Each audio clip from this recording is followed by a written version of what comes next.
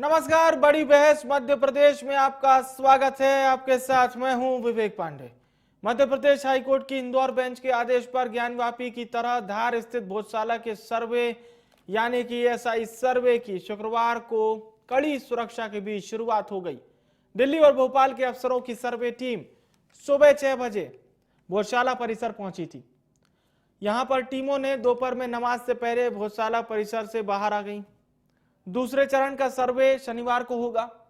इधर मुस्लिम पक्ष की सर्वे पर रोक लगाने संबंधी याचिका पर अर्जेंट हियरिंग वाली मांग सुप्रीम कोर्ट ने खारिज कर दी है। इससे पहले मजदूरों को मेटल डिटेक्टर से जांच के बाद प्रवेश दिया गया। सभी के मोबाइल फोन रखवा लिए गए, बाहर रखवा लिए गए।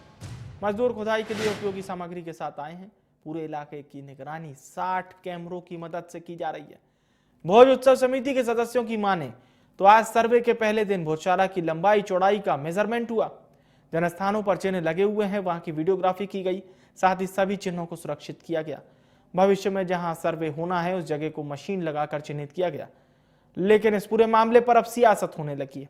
इसी मुद्दे पर विस्तार से बात होगी। कुछ मेहमानों को आपके साथ जुड़ेंगे, उसके पहले आप सियासी बयानबाजी सुनिए।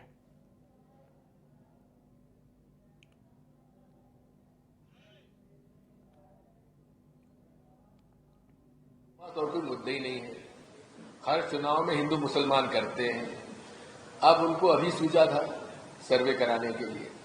बात यह है कि देश में नियम और कानून और संविधान का पालन होना चाहिए और इसका पालन करने की जवाबदारी और जिम्मेदारी उन सब की भी होती है, हम सब की होती है जो किसी न किसी पद पर संविधान की शपथ लेते हैं। संविधान की शपथ लेना मतलब यह है कि संविधान चाहे जुडिशरी हो, चाहे एग्जीक्यूटिव हो, चाहे ब्यूरोक्रेट हो, संविधान का मतलब होता है कि संविधान में बताए हुए आर्टिकल्स के माध्यम से जो नियम और कानून लेजिस्लेचर बनाती है उसका पालन किया जाए। क्या उसका पालन हो रहा है? दिग्विजय सिंह जी को ऐतराज क्यों? अभी कोई रिपोर्ट आई नहीं है एएसआई की, और क्या वो अपने आप को न्यायालय से ऊपर मानते हैं? न्यायपालिका की अवमानना का केस दिग्विजय सिंह पर दर्ज होना चाहिए। ये सामाजिक संस्था के द्वारा लगाई गई अपील पर इंदौर हाई कोर्ट का फैसला है, जिस पर धार्मिकता का वो आरोप लगा रहे हैं।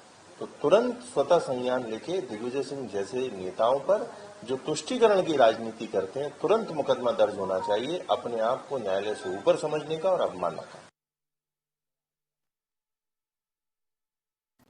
चलिए अब हम चर्चा को शुरू करते हैं और इस वक्त दो मेहमानों को आपके साथ जोड़ते हैं जिनसे हम चर्चा करेंगे और जानने की कोशिश करेंगे कि उनका इस मुद्दे पर क्या कहना है। हमारे साथ कर्नल ईशान जुड़ चुके हैं, प्रवक्ता बीजेपी के, और कांग्रेस पार्टी के प्रवक्ता संजय महेंद्र जी भी हमारे साथ जुड़ चुके हैं।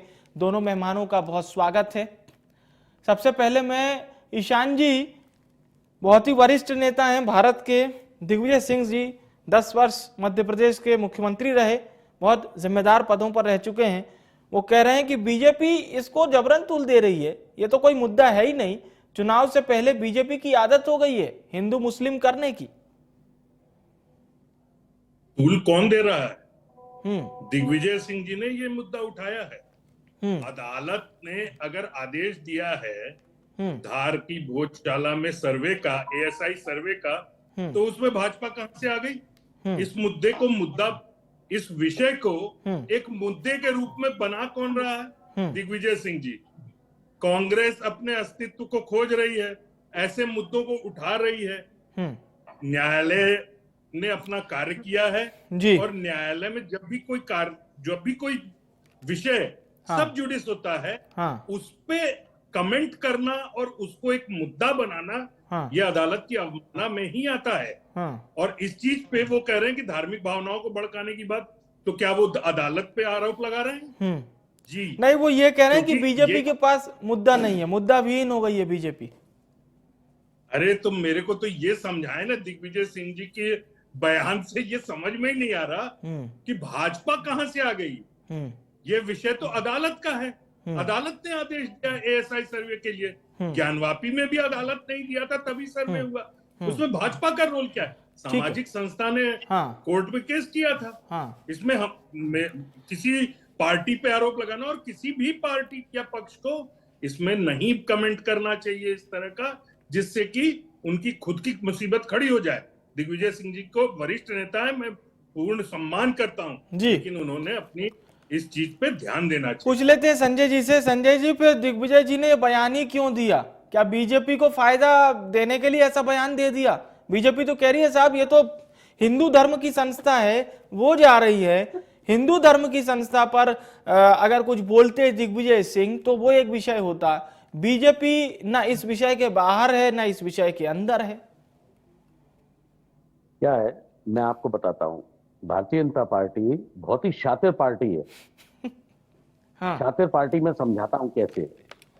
राम मंदिर किसके आदेश से बना था? सुप्रीम कोर्ट के आदेश। कोर्ट के आदेश। तो फिर मोदी किस बात के लिए करते हैं कि राम को लाए, राम को लाए? कहां से राम को लाए? बात नंबर 1। बात नंबर 2, ज्ञानवापी के मामले में कौन था बीच में? कोर्ट थी। अब भोजशाला के सर्वे में कौन है बीच में? अदालत है। लेकिन ये सब निर्णय होने के बाद जिस चतुराई से, जिस कुटिलतापूर्ण तरीके से भारतीय जनता पार्टी जो कपटी रूप धारण करके उन सब चीजों का श्रेय एक ही आदमी तक पहुंचाती है, तो ये कांग्रेस पार्टी इस रीति और नियत को बहुत अच्छे से समझती है। ऐतराज इस बात का है। और दूसरी बात कि भैया सर्वे कराना है और सर्वे की इतनी चिंता है आपको, तो फिर एक सर्वे शायद देश के बेरोजगारों का भी करा लेते। फिर एक सर्वे जो है, आप कह रहे हैं कि इसको बहुत अच्छे से आपकी पार्टी समझती है, तो फिर जनता के बीच में मैसेज क्यों नहीं ले जा पाते आप लोग? नहीं, ये काम ये आप मीडिया कह रही है ना, जनता के बीच तो मैसेज जा ही रहा है। हम थोड़ी ना मीडिया थोड़ी ना जनता के बीच में ले जा रहा है कि बीजेपी ने राम मंदिर बनाया। अभी जनता के बीच में आप जाइए, वो कहने लगते हैं कि ये राम की पार्टी है। जवाब दे रहा हूं। उसमें मीडिया का क्या काम है? मीडिया बस बाइट लेने जाता है जनता के बीच। मीडिया का तात्पर्य केवल आपके चैनल से नहीं कह रहा हूं मैं तमाम सारे चैनल ऐसे हैं जो मैं तो ये कह रहा हूं कि अगर आप जैसे कह रहे हैं ना संजय जी कि आपकी पार्टी इस बात को जानती है, तो आपकी पार्टी जानती है तो इस पार्टी मतलब इस बात को फिर आपको ज्यादा से ज्यादा पब्लिक के बीच में बताना भी चाहिए। नहीं, मैं आप मेरी बात नहीं पूरी होने दे रहे, तो फिर आपको बात का मर्म समझ में नहीं आएगा। मैं बताता हूं, जनता भी समझ रही है। जनता अगर नहीं समझ रही होती तो राहुल गांधी के साथ लाखों लोग कैसे चलते? अब जनता सब समझने लगी है। ये पीछे के दो तीन प्रकरण हुए हैं, इससे जनता को समझ में आने लगा है। आप बात समझिए। मैं दूसरी बात कह रहा हूं, मैं कह रहा हूं कि चुनाव के समय आते ही भारतीय जनता पार्टी के पास केवल एक काम होता है, हिंदू मुस्लिम धार्मिक उन्माद सांप्रदायिक सौहार्द बिगाड़ो, कोई नेता को किसी को उत्तेजित करो, कहीं किसी और वर्ग को उत्तेजित करो, वो जो बयान दे उससे अपनी रोटी सेको। मैं दूसरी बात कह रहा हूं, मैं कह रहा हूं भैया आप विकास की बातों से कहां भागते हो? आपसे अगर मैं ये पूछ रहा हूं कि वो जो 2 करोड़ नौकरियों का वादा था वो नौकरियां कहां है? अगर मैं आपसे पूछ रहा हूं कि किसानों की एमएसपी दुगनी करने की बात थी, आय दुगनी करने की बात थी, वो कहां है? तो मुद्दों की बात पर तो भारतीय जनता पार्टी के किसी भी प्रवक्ता के पास अच्छा ये बताइए, ठीक है अब न्याय यात्रा पे ही पूछ लेता हूं। न्याय यात्रा में आप कह रहे हैं लाखों लोग जुड़ रहे हैं। राहुल गांधी जी ने किसानों की बात की, बेरोजगारों की बात की, महिलाओं की बात की, और बेरोजगारों को यह बोला कि तुम्हारा जो रोजगार है वो किसी ने खा लिया है, उस व्यक्ति को हटा दो वहां से। फिर वो कभी बिजनेस की बात करने लगे कि देखो बिजनेस में कौन सी शक्तियां हैं, और फिर शक्ति की बात होने लगी। राहुल गांधी जी की न्याय यात्रा से कांग्रेस सत्ता में वापसी कर लेगी? सीधा सवाल, एकदम समय पे पूछ रहा हूं। नहीं, क्यों नहीं कर लेगी? क्यों नहीं कर लेगी? इसी लोकसभा में यात्रा सत्ता हासिल करने के लिए की नहीं गई थी। यात्रा तो फिर क्या कर रहे हैं राजनीतिक दल? क्या कर रहा है फिर उस यात्रा में जब वो सत्ता ही हासिल नहीं करना चाहता? तो मैं इसका आपको बड़ा सीधा जवाब देता हूं। ऐसे तो संघ भी कहता है कि हम कोई राजनीतिक दल नहीं है, लेकिन खड़ा किसके साथ होता है, मदद किसकी करता है? तो आप बात को समझिए। कोई राजनीतिक, देखिए क्या है साहब, राहुल गांधी यात्रा निकाल रहे हैं चुनाव से ठीक 1 महीने पहले, तो ये राजनीतिक नहीं है तो क्या है ये यात्रा? नहीं, ये तो आप मान रहे हैं ना राजनीतिक। राजनीतिक यात्रा कहीं से भी कहीं तक नहीं है। ये तो लोगों को वो मैसेज जगाने की बात है कि आप लेना तो वोट ही है ना उनका। आफ्टर ऑल क्या लेना है? वोट ही तो लेना है उनसे। तो भाई मैं जो कहना चाह रहा हूं आप उस बात के लेकिन आप कह रहे राजनीतिक नहीं है, इसका तो मुझे कुछ ना कुछ उपाय बता दीजिए। फिर राहुल जी क्यों जा रहे हैं जनता के बीच में अगर वोट ही नहीं लेना जनता से? तो जो लोकतंत्र खतरे में डालने का काम कर रही है भारतीय जनता पार्टी, तो उससे सचेत नहीं किया जाएगा देश की जनता को। तो वोट तो मांगेंगे ना उससे उनसे, सचेत किया जाएगा ना। वोट लेंगे कि नहीं ये जी? बताइए, वोट लेंगे कि नहीं जनता अरे से? ये तो जनता की इच्छा के ऊपर निर्भर करता है। राहुल गांधी ने पूरी यात्रा में वोट मांगे कहाँ है? ये चलिए तो ठीक जनता है, के अपने ये इस पे रिसर्च होनी चाहिए कि ये वोट मांगने का नया तरीका। मैं आता हूं ईशान जी आपके पास। ईशान जी, आपकी पार्टी पर गंभीर आरोप ये लग रहे हैं कि आप लोग सर धर्म की राजनीति करते हैं। जो धर्म में होता है वो आप लोग जनता के बीच में जाके बता देते हैं कि हमारी सरकार ने किया, हमारे नेताजी ने किया। कांग्रेस को इस बात से आपत्ति है। मैं सभी आरोपों का एक एक करके जवाब दूंगा, लेकिन मेरा अनुरोध ये होगा कि बीच में डिस्टर्ब नहीं करेंगे। पहली चीज तो मुझे घोर आपत्ति है जो इन्होंने कुछ शब्दों का इस्तेमाल किया, शातिर, कुटिलता, इस तरह के शब्दों का इस्तेमाल न किया जाए तो ही बेहतर होगा। आप कुछ चीजें हैं जो कि डिबेट की मर्यादा को खत्म करती हैं, ये नहीं करना चाहिए। ठीक। दूसरी बात इन्होंने भाई साहब ने कही कि सर्वे करना चाहिए बेरोजगार युवकों का। बिल्कुल कराइए सर्वे, अदालत में डाल दीजिए कि अदालत कराए सर्वे। हमने ये समझना होगा कि अभी हम भोजशाला की बात कर रहे हैं। भोजशाला के विषय को किसी भी भाजपा के नेता ने या किसी भी व्यक्ति ने क्या कहीं मीडिया में या कहीं भी कोई बयान दिया? बिल्कुल नहीं दिया। और दिया तो प्रमाण दिखा दें हमें कांग्रेस के प्रवक्ता महोदय। खाली जवाब दिया गया है दिग्विजय सिंह जी के बयान पर। ठीक है, नेक्स्ट है, जहां तक इसका सवाल है कि जनता समझ गई है, जनता समझा देगी। 4 जून तारीख निश्चित है, पता चल जाएगा। इसी चैनल पे भाई साहब को भी बुला लीजिएगा, मैं भी आ जाऊंगा और पता चल जाएगा कि जनता ने क्या फैसला किया है। न्याय यात्रा का मुद्दा भी उठा दिया इन्होंने, बड़ी अच्छी बात है। राहुल जी चल रहे हैं, बहुत खुशी की बात है। उनको देश को जानना चाहिए और इस यात्राओं से वो जान रहे हैं देश को।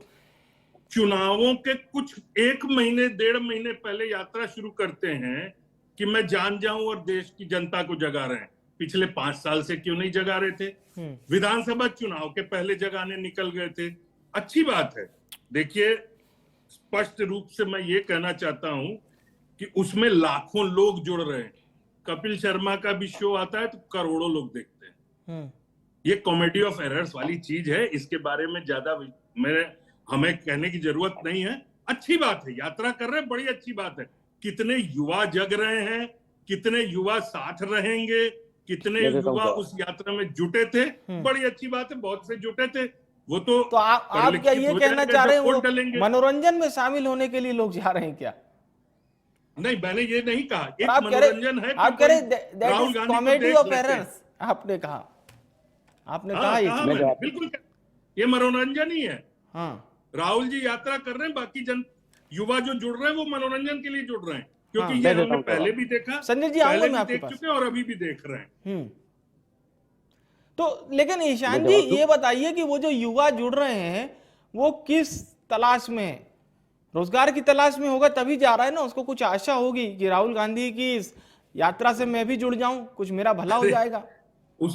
उस यात्रा में जुड़ के रोजगार मिलता है क्या? और क्या बता सकते हैं कि कितने लोग रोजगार के प्राप्त किए हुए लोग जा रहे हैं? राहुल जी तरीका बता रहे हैं उसमें। राहुल जी बता रहे हैं कि देखो तरीका ऐसा होता है कि आपको रोजगार से दूर रखा जा रहा है। आलू से सोना बनवा रहे हैं, ठीक है, अच्छी बात है। आलू से सोना बनवाएं, हम भी इंतजार कर रहे हैं किस दिन आलू से सोना बनता है। चलिए, तो उनके आपकी बात पे संजय जी कुछ कहना चाह रहे हैं, बोलिए। ईशान जी बड़े, आपने इनका परिचय दिया, बड़े वरिष्ठ हैं। ईशान जी, इस चैनल पे आप सीधा पहले तो एक ही प्रश्न का जवाब दे दीजिए, उसके बाद मैं आगे की बात करता हूं।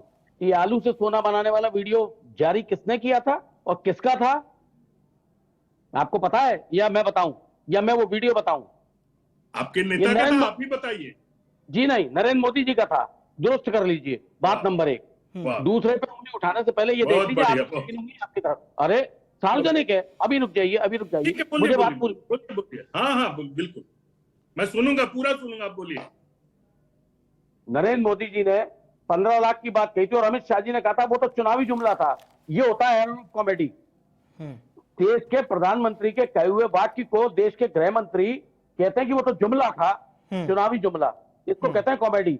जो 2 करोड़ रोजगार देने की बात थी, इसको कहते हैं कॉमेडी। जो नाले की गैस से चाय बनाने की बात थी, इसको कहते हैं कॉमेडी। जो रडार से विमान बादलों में छुप जाता है, इसको कहते हैं कॉमेडी। मैं कॉमेडी की इतनी लंबी लिस्ट गिना दूंगा आपके नेताओं की और आपके सर्वमान्य नेता की। आप क्या बात करते हैं? आप एक जिम्मेदार चैनल पर बैठे हैं, मैं आपसे जिम्मेदार सवाल पूछ रहा हूं, आप जिम्मेदार जवाब दीजिए। बात को इधर उधर कहां ले जा रहे हैं? और राज्यसभा देश के साथ कर रही है भारतीय जनता पार्टी कॉमेडी। तो हिंदू मुस्लिम में दरार डाल के सांप्रदायिक सौहार्द को बिगाड़ कर बर्बाद करके देश, आपने विकास की ये गाथा लिखी कि देश के 5 किलो अनाज पे देश के 80 करोड़ लोगों के खड़ा कर दिया।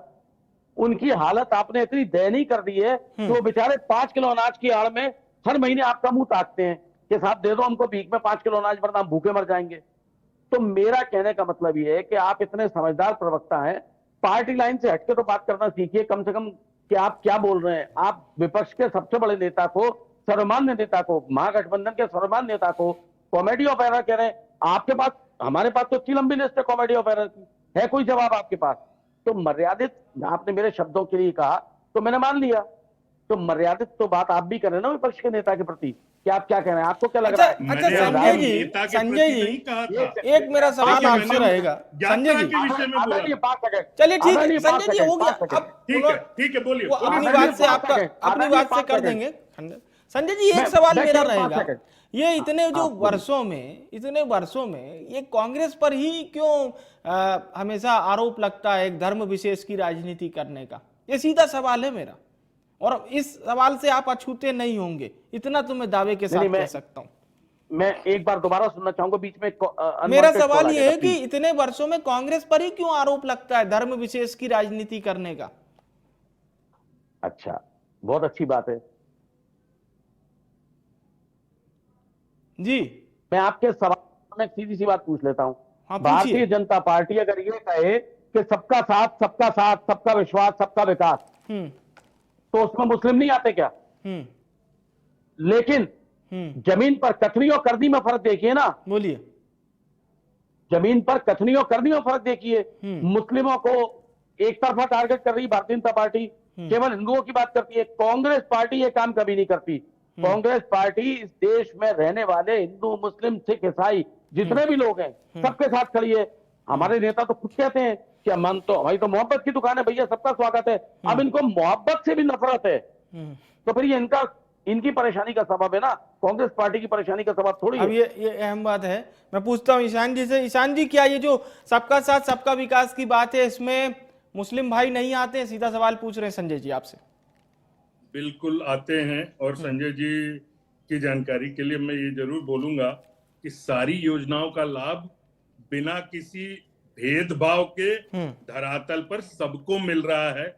आरोप लगाने के लिए कुछ भी लगा दे, लेकिन ग्राउंड पे सभी को सारे लाभ मिल रहे हैं। जब मकान बने हैं तो उसमें ये पूछ के नहीं दिए गए कि हिंदू हो कि मुस्लिम हो कि क्या हो। न नल के कनेक्शन उस तरह से दिए गए, न गैस के कनेक्शन उस तरह से दिए गए हैं। अगर आप कहते हैं कि भेदभाव है, प्रमाण दीजिए। प्रमाण जनता हमें हर साल दे रही है जी। और धर्म विशेष की बात का विषय आज था नहीं, लेकिन तब भी मैं बोलूंगा, आपने खुद ही कह दिया अपने चैनल पर, आपने कांग्रेस प्रवक्ता से प्रश्न कर लिया कि धर्म विशेष की ही राजनीति क्यों करते। हम तो हमेशा से सबका साथ सबका विकास और सबका प्रयास की बात करते हैं। हमने तो कभी धर्म विशेष की बात की नहीं, लेकिन आरोप लगाने के लिए कुछ भी आरोप लगा सकती है एंकर महोदय। नहीं, मैंने ये पूछा था ईशान साहब, मैंने ये पूछा था कि कुछ वर्षों से कांग्रेस पर इस तरह के आरोप क्यों लग रहे हैं? हाँ ठीक है, तो कांग्रेस जवाब देगी उस विषय में कि क्या क्यों लग रहा है। उन्होंने जवाब दिया और आपसे ही सवाल भी पूछ लिया। वो ये कहे कि सबका साथ सबका विकास में मुसलमान नहीं आता है, सिर्फ हिंदू आता है। मैं तो कह रहा हूं कि आते हैं, और ग्राउंड पे सभी चीजों में सभी का विकास में कौन आते हैं? मुस्लिम भी आते हैं, सभी वर्ग आते हैं। मुझे लगता है संजय जी को जवाब मिल गया होगा। संजय जी, क्या आपको जवाब मिल गया? संजय जी देखिए, इनके साथ एक नियम बिल्कुल सिरे से लागू होता है। आपने वो कहावत सुनी होगी कि मुंह में राम बगल में छुरी। देखिए, फिर आप गलत बोल रहे हैं। अभी अरे, फिर अब ईशान जी सुन लीजिए ना, मैं आऊंगा आपके पास, ईशान जी, आपसे भी ईशान जी, प्रतिक्रिया लूंगा। कहावत दी है, संजय जी की इसी बात पे अरे आपसे भी यार। प्रतिक्रिया ले लूंगा। आपने मुझे बोला था ना, भारतीय जनता संजय पार्टी जी के की बात पे चरित्र आपसे को उधेड़ता प्रतिक्रिया हूं तो ले लेंगे, आपको पहले बुरा तो अपनी लगता है। बात तो रख लें, अपनी बात तो रख अरे लें। पूरी बात तो आप जवाब होनी तैयार रखिएगा, तो पहले जवाब गलत तैयार है। रखिएगा तो ईशान आप जी। अपनी बारी में आप अपनी ईशान बारी जी पे जवाब कहिएगा ना, तैयार मैं रखिएगा, कहाँ पहले मना कर रहा हूं? पहले गलत पहले बात बोल लें, बोलेंगे संजय जी अरे बोले पहले। आपने गलत मेरे बात नेता बोलेंगे तो मैं को टोकूंगा। आपने मेरे नेता को कॉमेडियन कहा तो मैंने कुछ कहा क्या? मैंने बाद में मैंने जवाब उनको दिया ना। कॉमेडियन कहा ही नहीं, ये आपकी सोच है। मैंने अरे यात्रा को कॉमेडी कहा था, मैंने मैंने क्या कहा? यात्रा को कहा था। देखिए देखिए देखिए संजय जी, गलत बात नहीं करिए। ईशान जी ठीक है, ईशान जी क्या है? मानिए, ईशान जी क्या है? ईशान जी क्या है? थोड़ा थोड़ा देर, हम हाँ। और आप भले ही निजी रूप से एक दूसरे से परिचित नहीं है, लेकिन हम इंसान के कहे हुए शब्दों के पीछे की पूरी भावना को भापने के बाद ही बात करते हैं। बात नंबर अरे 1 तो भावना मैं दूसरे शब्दों में आप व्यक्त करिए ना। मैं दूसरे आप शब्दों में देखिए, ये गलत स्टेटमेंट है। क्या आप मैंने इसको कुछ मानिए अब कि ये गलत है। कैसे? ये किस अच्छा लिए आप साबित कर, आप साबित कर, मैं नहीं, बताता मुझे हूं। नहीं, आपको मैं अब क्या बताता बात करनी है आप कहिए। हम्म आप वो अरे बात आप कहिए। मैं ये वही तो लेकिन बात चलिए कह रहा हूं। आप, उदाहरण चलिए अब और बहस का मुहावरा, गलत अंतिम मोड़ अरे चल रहा है। आप- मैं चाहूंगा नहीं। एक अंतिम प्रतिक्रिया के लिए संजय जी का रुख करते, फिर ईशान जी का। संजय जी ओवरऑल एक अंतिम प्रतिक्रिया आपकी। देखिए, आज डिबेट का मुद्दा है भोजशाला का सर्वे। ठीक है। बातें चाहे इधर से उधर कोई भी ले जाए, उसका कोई अर्थ नहीं है। हम्म हमें किसी सर्वे से कोई आपत्ति नहीं है। ठीक, बात नंबर 1, ठीक है, ठीक है। खूब सर्वे कीजिए। हमारी आपत्ति सिर्फ इस बात पे है, क्या इस देश को इस प्रकार के इस समय कृत्यों की जरूरत है क्या? इस देश को रोजगार चाहिए, इस देश किसानों को एमएसपी चाहिए, इस देश में न्याय चाहिए, इस देश में संविधान की रक्षा करने के लिए लोकतंत्र की बहाली चाहिए। जो संविधान को आज खतरे में पड़ा है, आप विपक्ष को, नेताओं को जेल में डाल रहे हैं, कांग्रेस पार्टी के अकाउंट को सीज कर रहे हैं, बदले की भावना से जो आप कर रहे हैं, तो मैं आपको एक बात कहना चाहता हूं, समय हो उतना एक बलवान, सबका समय एक जैसा नहीं होता। चलिए ठीक है, आप जिस ठीक है। परंपरा ले को लेता डाल हूं, रहे हैं, एक अंतिम परंपरा प्रतिक्रिया पलटेगी तो फिर नुकसान गंभीर होगा। ईशान जी से जब एक अंतिम परंपरा प्रतिक्रिया। बदलेगी, तो ठीक है सर, नुकसान गंभीर होगा। अब सुन लेते हैं। ओके ईशान जी, बताइए। ईशान जी एक ओवरऑल एक आपकी अंतिम प्रतिक्रिया। अंतिम प्रतिक्रिया यही है जी। कि भोजशाला का विषय अदालत का विषय है। इस पे चाहे हमारी पार्टी से हो, तो किसी नेता ने बयान दिया नहीं है। दिग्विजय सिंह जी वरिष्ठ नेता हैं, इस तरह के बयान उनको भी नहीं देने चाहिए। और अभी जो है संजय जी ने एक इलेक्टोरल बॉन्ड्स और अकाउंट सीज करने की बात कर दी, तो अकाउंट सीज करने में बता देता हूं कि 13A के तहत जितना टैक्स बकाया है, खाली उतने को सीज किया गया है, बाकी सारा पैसा अवेलेबल है फॉर विड्रॉल एंड ठीक है, ठीक है, ठीक है। तो इस चीज को ध्यान रखिए। चलिए जी, जी, इससे कोई फायदा नहीं। अरे चलिए अब बहुत बहुत मैं धन्यवाद समय करूंगा खत्म हो मैं गया। ईशान साहब, संजय साहब, शुक्रिया हमारे साथ बड़ी बहस का हिस्सा बनने के लिए। धन्यवाद करता हूं आप दोनों मेहमानों का हमारे साथ जुड़ने के लिए। आज बात हो रही थी भोजशाला के मुद्दे को लेकर। भोजशाला के मुद्दा है क्या आपको पता है? भोजशाला में हुआ क्या था? भोजशाला बताया जाता है कि इतिहास में इस बात का उल्लेख है कि इसे राजा भोज ने निर्माण करवाया था। यहां पर मां बागेश्वरी का मंदिर भी था। मां बागेश्वरी यानी कि सरस्वती माता का मंदिर। उसके बाद आक्रांता ने उसे तोड़ दिया और वहां पर मस्जिद का निर्माण कर दिया। लेकिन अब हाईकोर्ट के निर्देश पर एएसआई को इस बात का निर्देश साफ तौर पर दे दिया गया है कि जाइए वहां पर जाकर सर्वे कीजिए, टेक्निकल चीजें जुटा लीजिए और पता करिए कि यहां पर आखिर था क्या। ये सर्वे लगातार चलेगा, इस पर सियासत भी चल रही है। फिलहाल